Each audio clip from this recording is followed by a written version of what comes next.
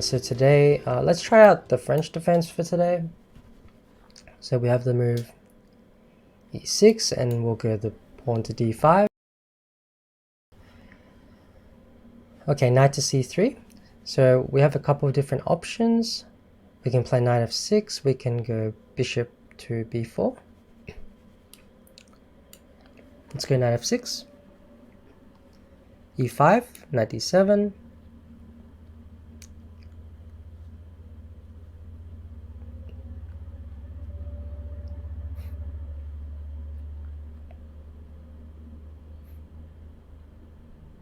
queen to h5. I've never ever seen this move before. So what do we do after the move queen to h5? So typically we just play very principled moves and follow through with that. So the most principled move here is the move pawn to c5. Is there any specific idea behind queen h5? Is my opponent looking to play knight takes d5 perhaps, and after pawn takes play e6? Maybe, but then I have queen e7. I don't really believe it to be working. Is there some idea of bishop g5?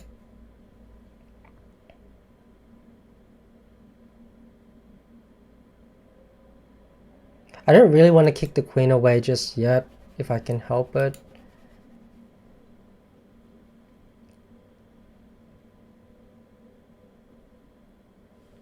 Is he trying to go knight here, perhaps?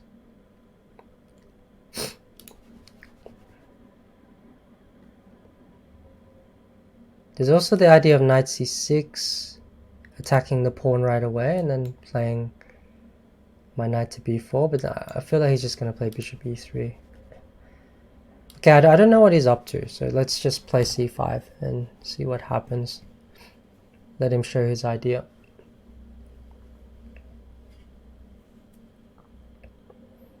Okay, so knight f3 makes sense.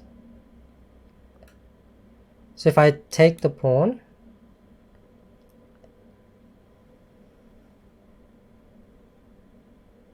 I kind of want to take the pawn just to distract the knight away to the d4 square.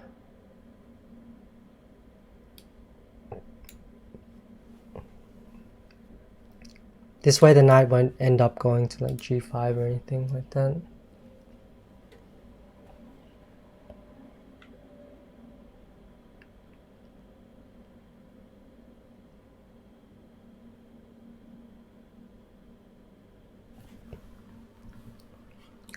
After knight takes, I have to watch out for knight takes e6. So I might have to play g6, bishop g7, and knight c6 in that situation. There's also queen b6. Is a move.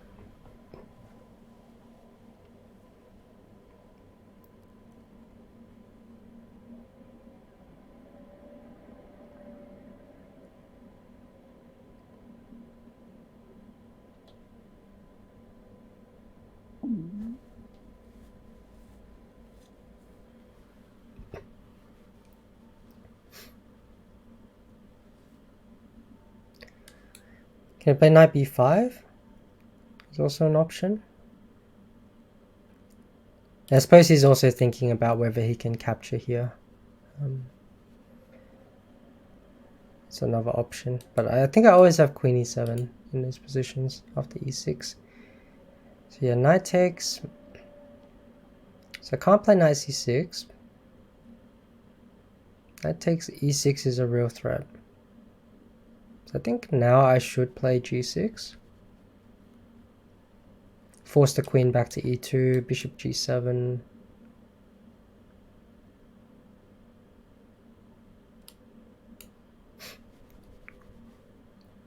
Let's get rid of the queen.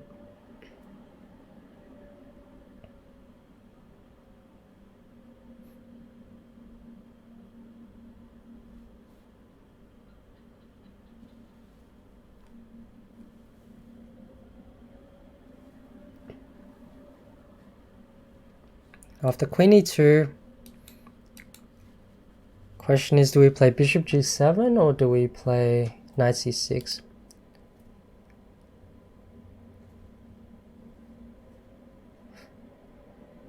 Oh wait, it went queen g4. But doesn't that just drop a pawn on e5? Why can't I just capture on e5?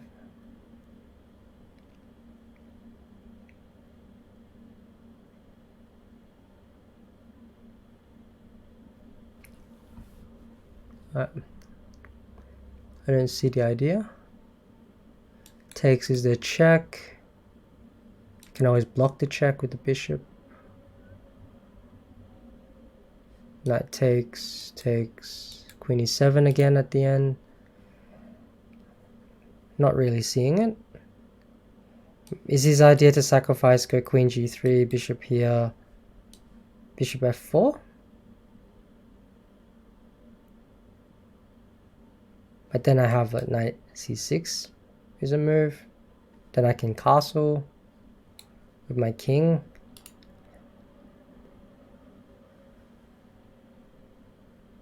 It's hard to believe. I mean, I can see his idea that he's going to get some compensation with queen g3 and bishop f4. But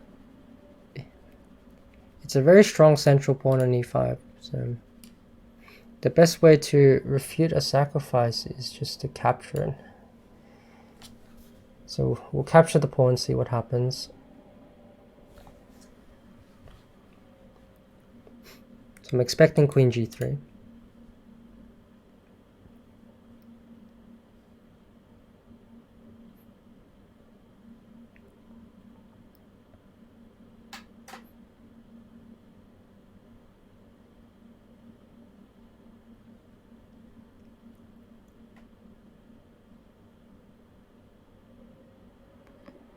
Okay, so we have bishop g7, because we need to get castled as soon as possible.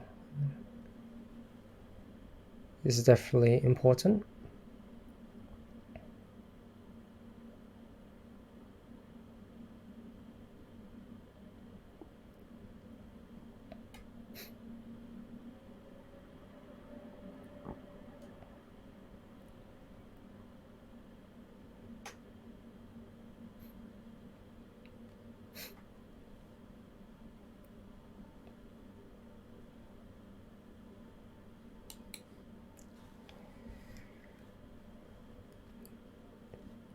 So he has to play bishop f4, I think.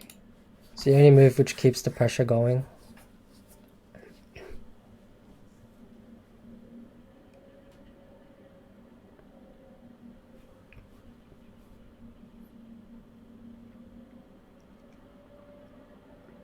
Yeah, so now we play knight c6.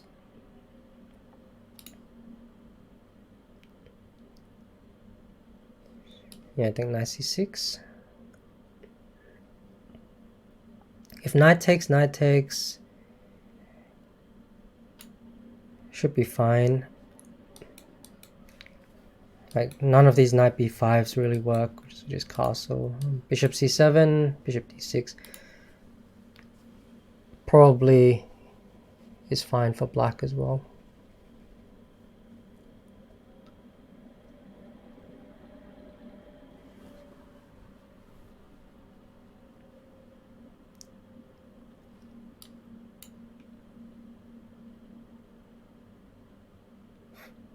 But yeah, he probably needs to do something, so he probably has to try something like this. And then bishop d6, but hard to believe that it is enough.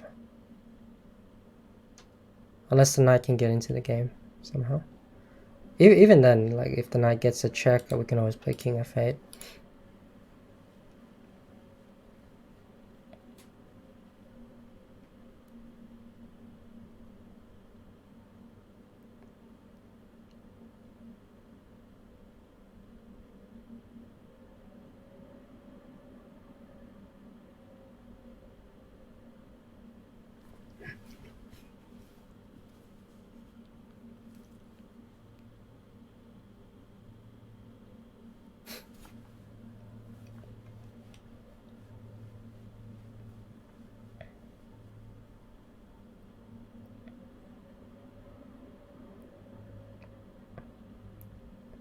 Yeah, like in these opening situations where you find yourself in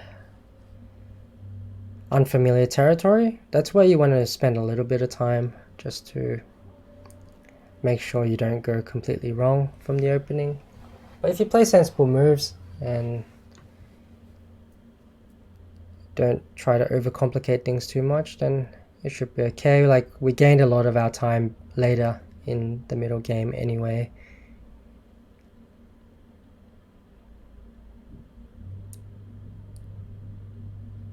We kept things just relatively sensible.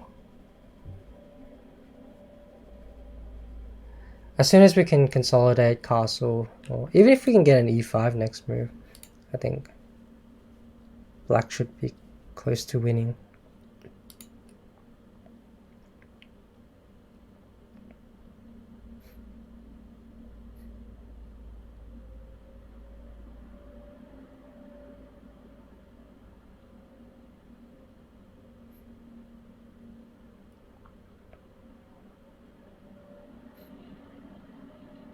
I mean, if bishop d6, I'm wondering if we can just play knight e7 or knight d4.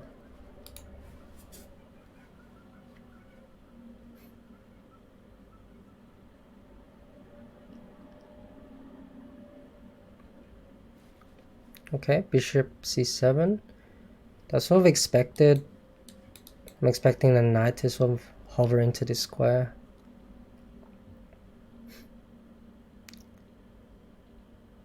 So if I do play queen d7, I think he has to, in fact, play bishop d6.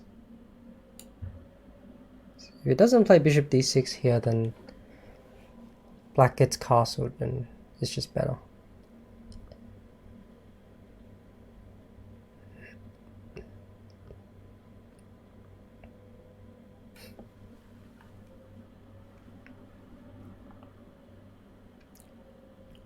Bishop d6, and I have to watch out for knight b5 and knight c7.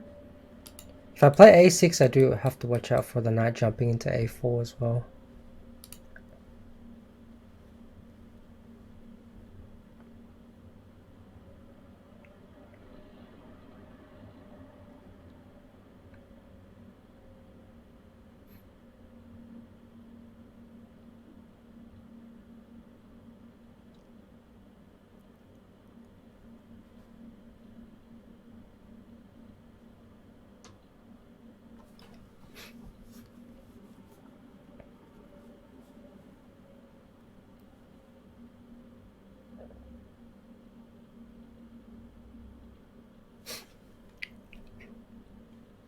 I just realized I could have actually taken that bishop as well.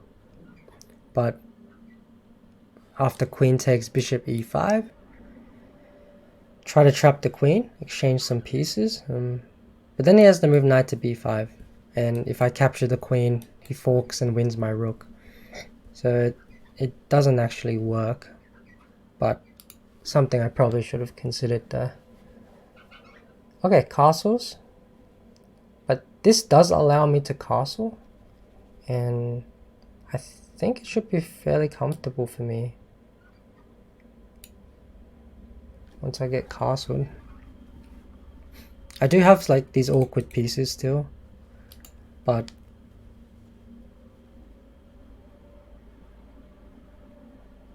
most of the problems should be gone.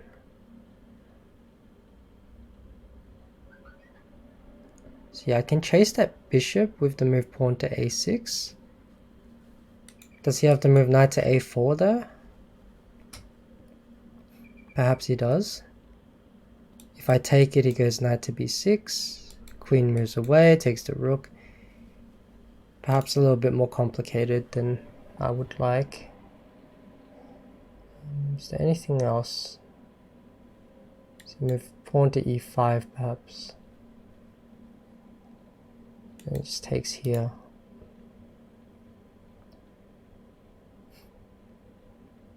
It's not completely straightforward, this position. I do have to be quite careful. He also has this move queen to d6 in a lot of positions. I could play b6, but then yeah, because queen d6 move, if I capture it, bishop takes, he's attacking my knight, attacking my rook, and I probably have to sacrifice the exchange, which is probably okay, being exchanged down, because I do have a lot of compensation in that position. It's just whether it's actually necessary to do so. I don't think it's necessary. Okay, let's go with a6. If knight a4 takes here, queen here. If bishop d6, I have queen f6 attacking the b2 pawn. Therefore, he takes the rook, and then do I have anything there? So I have to move queen to b4, attacking the pawn. If he goes pawn to c3, perhaps I go queen a4, attacking the a2 pawn, attacking the knight. I do have a lot of attacking chances here, it seems. I'm attacking the pawn. I might be able to push the pawn forward to b4. I mean, my evaluation of the position looks like it's quite dangerous for my opponent, unless I'm missing something. And considering the time situation, I think it's pretty safe to do so. So let's go for that. So yeah, you should never stop your calculation halfway. Try to keep looking as far as you can. Bishop takes, yeah, I'm not worried about this move, because after queen takes, most of our problems are really gone.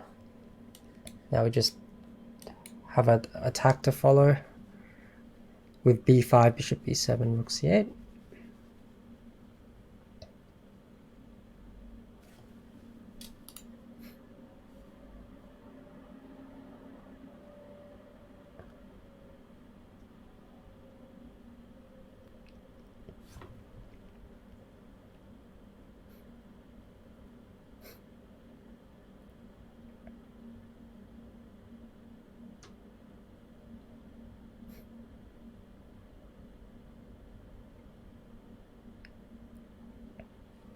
And no, we're not threatening to take the knight, because that would give away our really good bishop, so we don't want to capture the knight on c3. Not right away, anyway. We might want to play d4, though, to kick the knight away. This is a move we do want to play.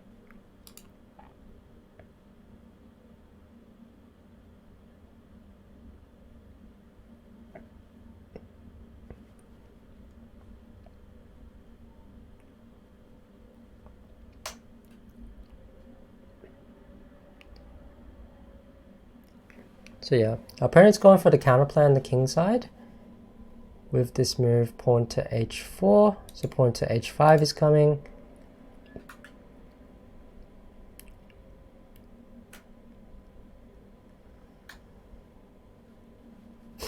So the best way to counter this move is to either directly stop it with the move pawn to h5 or to create some counter threats elsewhere.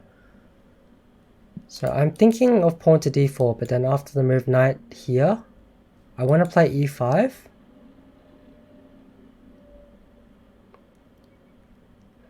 I think that works actually. So pawn to d4, knight here, pawn to e5. So at first I thought bishop takes, but then I realized now that maybe I have bishop takes, queen takes, and then the move rook to e8. And then afterwards I'm actually skewering the queen to this knight on e2. And I can actually capture that knight on e2. And this would be quicker than playing, say, rook e8. So I'm going to go for this. I think it's working. After e5, I'm also attacking the bishop. I'm also threatening to bring the bishop out to f5, which is the main point.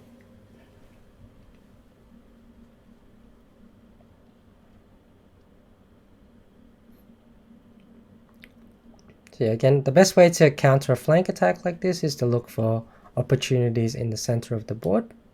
That's why I'm looking for moves like d4 and e5 here.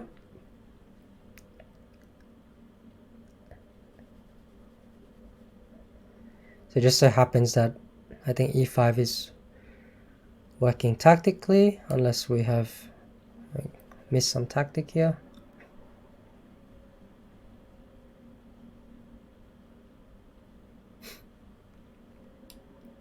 So have rook e8.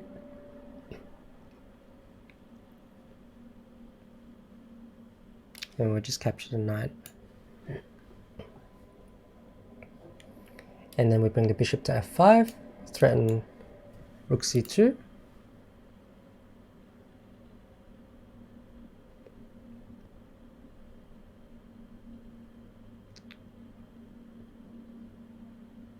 So that's a free rook.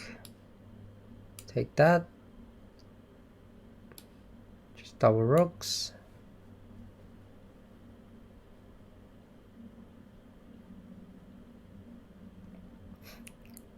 So at this point in time, we don't have to spend much time because we're already up a lot of material.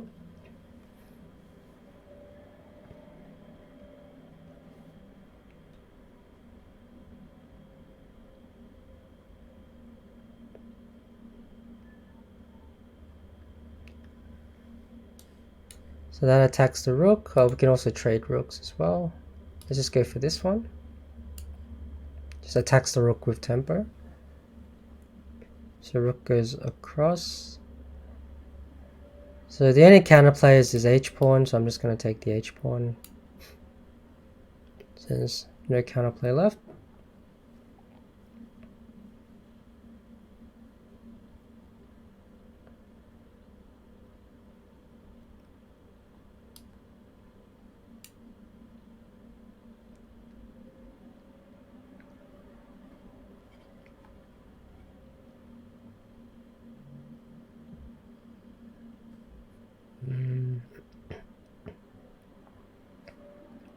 Just take the pawn.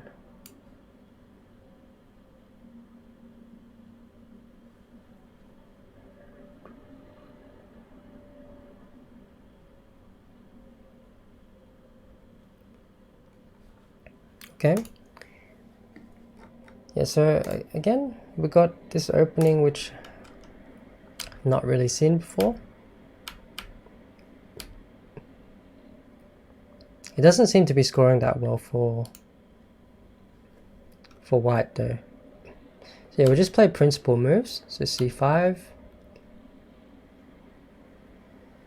So apparently g6 here is also good, as well as taking g6. And yeah, I think this was just a blunder. Or maybe it was a pawn sacrifice, but it doesn't seem to be giving enough for white. Black seems to be doing quite fine. Even h5 here is doing okay. But castles, yeah, a6. So just to show this variation I was considering was this one. Apparently e5 is also very strong here, but what happens after takes? Oh wow, knight d4. So this is a move I didn't even consider in my calculation. The idea is that if you take the queen, then black has knight e2 check, and we pick up the queen on g3. And yeah, that's really complicated. Queen to c6, knight takes here, Yeah, so this also works, but a lot more complicated. What's wrong with our variation? If anything, we're going to play this. So this is also okay, but not as good. Queen f6 here is better, apparently. Queen a3, takes, d4. Yeah, this is not as good, but yeah, we might have seen queen f6 here and changed our mind. But yeah, this is a little bit better for black. And yeah, the rest, yeah, after e5, we're doing fine. There, after that, okay. I hope you enjoyed the game. Thanks for watching, and I'll catch you guys on the next one.